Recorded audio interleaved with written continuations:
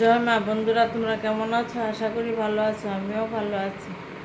আমি এখন ঠাকুর ঘরে এসেছি। আজকে করব মঙ্গলচণ্ডী পুজো। বৈশাখ মাস তো চলে যাচ্ছে, আজকে মঙ্গলচণ্ডী পুজো করব। আমার ঠাকুরের পূজা ও ঠাকুরের স্নান ফুল টুল দেওয়া হয়ে গেছে। এখন মঙ্গলচণ্ডীর আয়োজন করতেছি।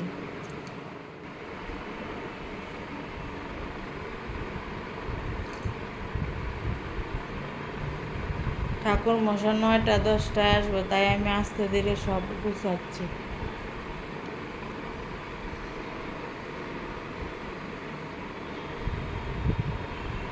আজকে মঙ্গলচণ্ডী পুজোটা করে দেই, কেন বৈশাখ মাসে তো শেষ হয়ে যাচ্ছে না।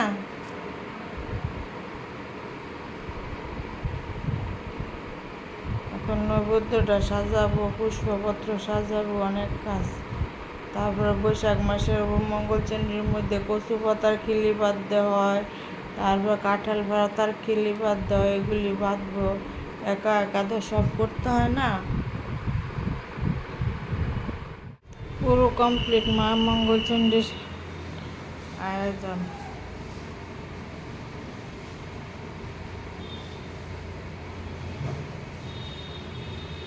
এখন ঠাকুর মশাই সাথীর কাঠিটা বসাইব।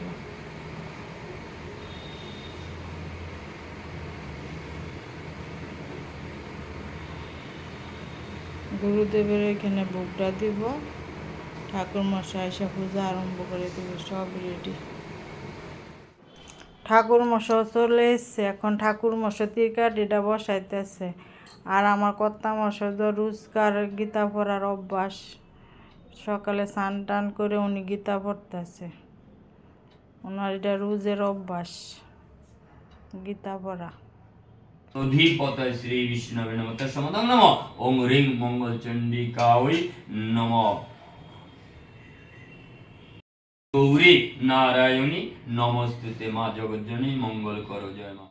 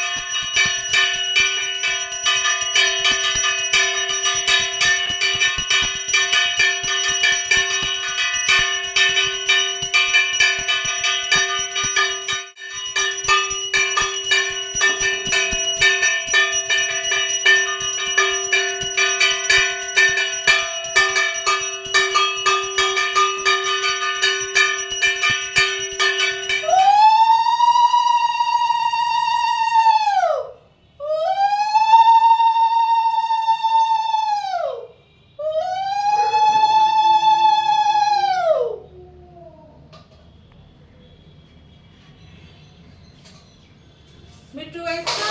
এটা কিসের পুজো হচ্ছে? এটা মঙ্গলচণ্ডীর। বসো, বসার দিক।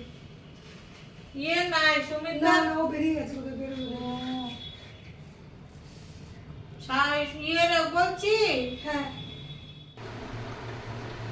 পুজো তো সব দেখাইলাম। এখন সব গুছাই টুছাই এসে রান্না ঠাকুর ঘর পরিষ্কার করে সবাইকে প্রসাদ দিয়ে এখন আমিও একটু প্রসাদ খাইলাম আর খাবো চা।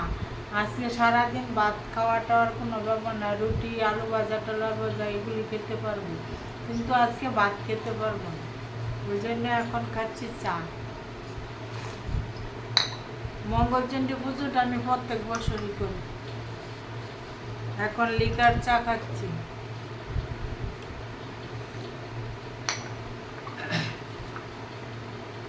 তোমরা কে কে মঙ্গলচণ্ডী পুজো করো? আর এর আমার মতো কি করো, কি করে করো, সব কমেন্ট করে জানাবে। টাটা।